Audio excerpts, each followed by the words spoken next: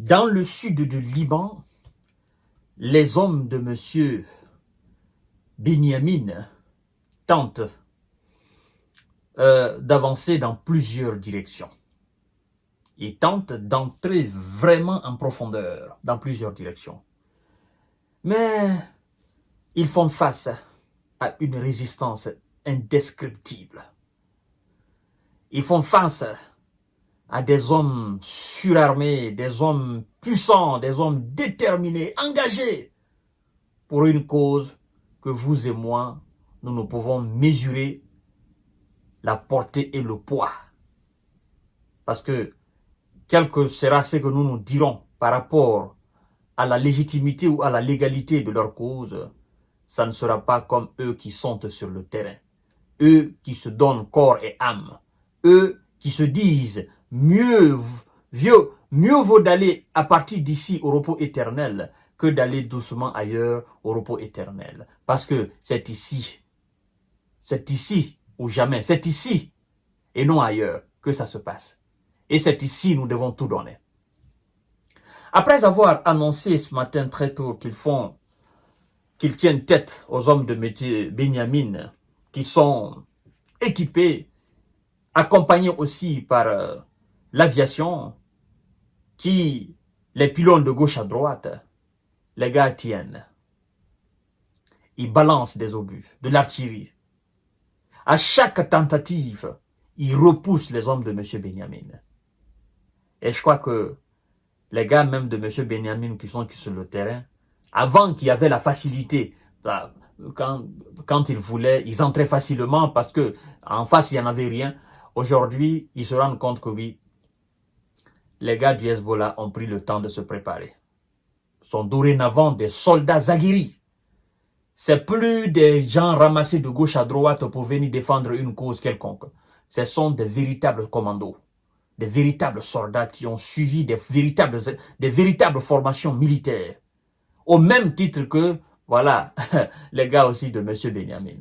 C'est ça, mesdames et messieurs. C'est ce qu'on est en train d'assister. En fait, c'est deux armées surentraînées qui se battent là sur le terrain.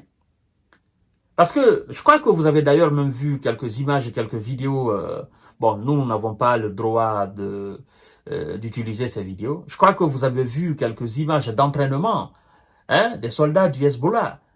Et c'est pas de la pagaille. Non, non, non, non, non, non, non, non. Ce sont des véritables commandos qui font des véritables formations de commandos. Et donc, ce sont des gars qui sont entraînés et qui sont prêts à toute éventualité. Et c'est ce qu'on est en train d'assister. Et c'est ce qui rend la tâche beaucoup plus difficile maintenant aux gars de M. Benyamin. Non seulement ils sont formés, mais aussi sur le plan tactique militaire, ils ont des officiers là qui sont très bien encadrés. Ben, quand vous avez des gens derrière vous qui vous soutiennent, des gens derrière vous qui sont en bon rapport avec la plus grande puissance militaire mondiale qui s'appelle la Russie, la Chine, ben, je crois que quelque part, vous vous dites, ben ça va. À partir du moment, ceux qui nous soutiennent, ils entretiennent des rapports avec ces gens, ça va. Hein? De gauche à droite, nous pouvons avoir des coups de main. Des coups de main dans le domaine du fournissement des armes, du coup de main dans le domaine de l'utilisation de l'artillerie, du coup de main dans le domaine, n'est-ce pas, dans le domaine des frappes. Ça, on va pas se leurrer pour ça. Voilà, au même titre que du côté de M. Benyamin, voilà, le fournissement massif est là.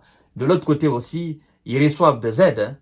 Ça, il faut pas qu'on se le cache. Parce que face à cette armada militaire américaine, voilà, sur le terrain en Israël, on ne peut pas venir avec des baguettes, encore moins avec des machettes ou quoi que ce soit. Il faut venir avec de lourd, ce qui est lourd pour contrer, mais aussi pour attaquer. C'est ce qu'on est en train d'assister.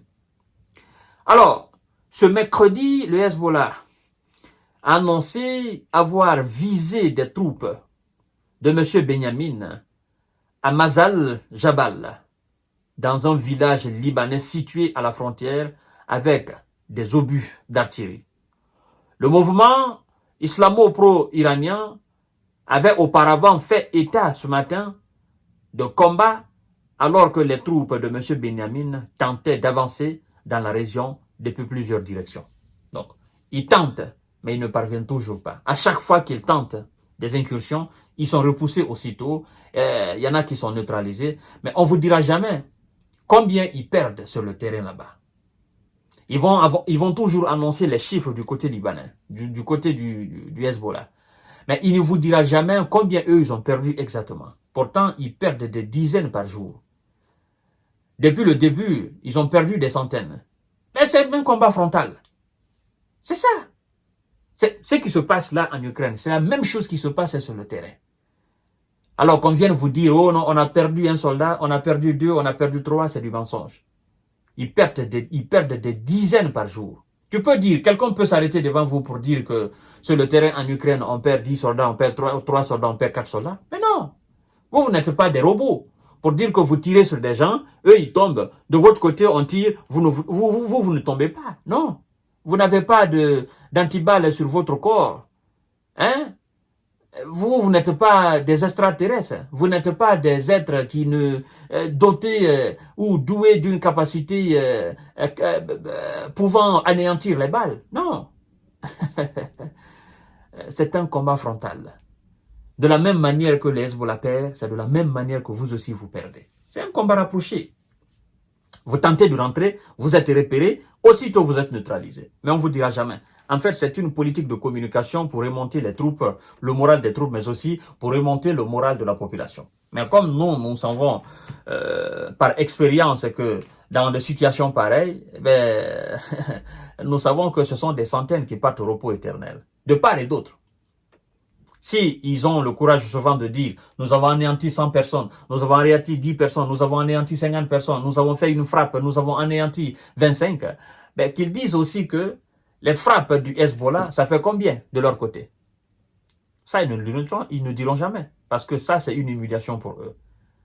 Mais je crois que le moment viendra où ils vont eux-mêmes faire le décompte, parce qu'ils seront effectivement à la barre du peuple. Le peuple va leur demander des comptes. Ah ben, les gars qu'on envoie là-bas, c'est des gens qui viennent du peuple. Ils ont des familles, ils ont des amis. Hein? Ils ont des parents. Ah oui, c'est ce qui s'est passé à Kiev à un moment donné. Hein? Les mamans, les femmes, machin, les oncles, les cousins se sont levés pour aller demander des comptes à M. Zelensky. Ils ont pris même la présidence.